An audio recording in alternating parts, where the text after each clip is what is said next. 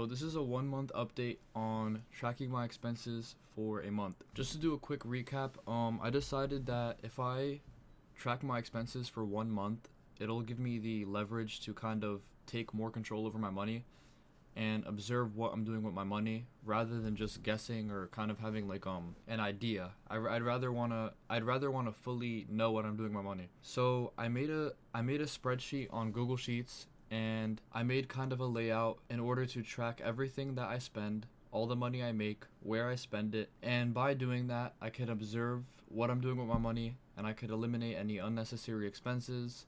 I could see what I need to stop buying, what I should be doing more, if there's anything I'm doing wrong, all just to create smarter money habits and kind of and make my money last. The number one thing that I took out of making a money finance spreadsheet is emotional purchases and buying something in the moment off of an impulse really affects you more than you think. Looking back at the sheet, I see way too many purchases that I just made impulsively. That money could have went elsewhere. It could have been used for way better. It could have been invested. Rather than that, I just bought it impulsively because I wanted it. Eating out, food, Starbucks, Dunkin' Donuts, car parts, I think even clothes. So because of those emotional purchases and those impulse buys, my spending was appearing more frequently in my chart rather than income. So what I want to do is try to make more income than I spend. That's kind of unrealistic, but I think I could definitely do it because I don't have expenses. I don't have the same expenses as an adult, and I definitely can have more income than I spend. How can I eliminate these unnecessary expenses and stop myself from making impulse and emotional purchases? I think setting 1 day a week out to eat, whether it's for lunch or something. Maybe if after I see a certain amount of profit, then I could use a certain amount of money. So let's say I have 3 income charges and I could use a small percentage of that after 3 to make one purchase for myself. I'm going to try and create some system to put in place to be more productive with my spending. And that's the whole point. It's really just to observe what I'm doing with my money and create discipline and structure for myself and have control over my money. A lot of people, they don't have control over their money and they kind of let it control them, and that's what I want. I want control. Now I think making the money finance spreadsheet is just the first part of it. Like, it was kind of annoying to kind of keep tracking it and looking at my bank statement and writing everything down, and that's just the beginning. Tracking your money is just the beginning, because now there's a whole new stage, and that's observing it, analyzing it, taking away information and coming to a conclusion based on how you spend your money, and then actually applying rules that you need to set for yourself. And I mean, I think it could be a little hard to find out what you want to apply, but trying to find out what the problem is with your money spending and how you're actually going to fix that problem, that isn't easy either, because I'm going to have to kind of figure out how to not make those emotional purchases, and in the moment you don't really think about it. But tracking the money is just the first step, and now there's a whole new process of tackling that problem when you find out what the problem is. So I think I'm going to try out making one small purchase a week and limiting it, just creating a limitation for myself on how much I spend, and trying to have more income than spending. I almost slipped up. I almost made a really dumb decision, but I'm glad that I didn't.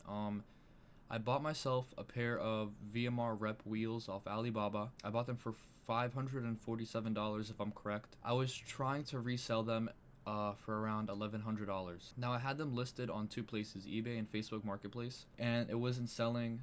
Nobody was really hitting me up, or the people that did hit me up, they weren't really following through with the transaction. And I was so close to just putting them on my car and telling myself, hey, it was a gift for myself. It'll look good on my car. I could just put it on and get it over with, and I'll be happy. But I decided to stay disciplined and stay smart, and I sold the wheels for $1,100. So I made around $600 profit, maybe a little less. Honestly, like, now that I could look back at it, I feel so much better that I sold it. I literally doubled my profit, a little bit more than doubled. So I made $1,000, or no, I made around $600. So with that $1,000, I decided to buy 2 sets of wheels. I bought it the same manufacturer. I bought the same wheels off Alibaba, 2 pairs or sets, so 8. And now, being that I made profit, I'm gonna probably put the second set of wheels on and sell the other set because I have 2. So now I could sell that set for another 1,000.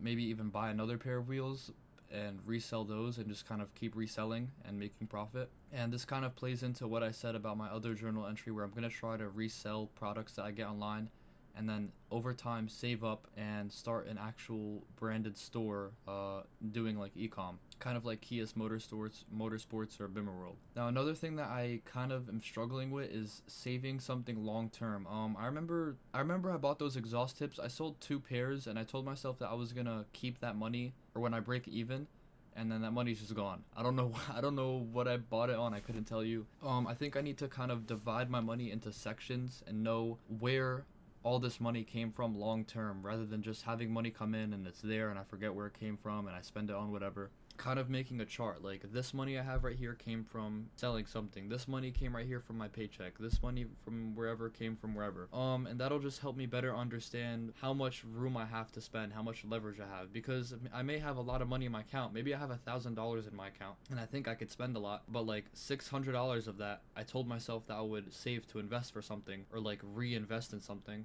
and I forgot, and now it's just gone. The money making chart, I'm gonna put a whole bunch of visuals and stuff on screen for the Google sheet I made.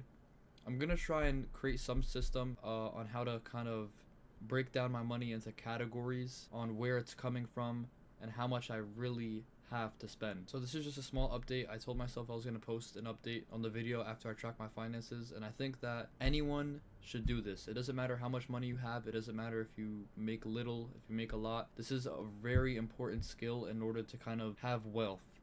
If you know your money so well and you know how to use it and you constantly make smart decisions, you're gonna be good, rather than just not knowing what you're doing and kind of just spending blindly and you just have like a little estimate in your head of where you're at. But you should really know. You should have full control over your money.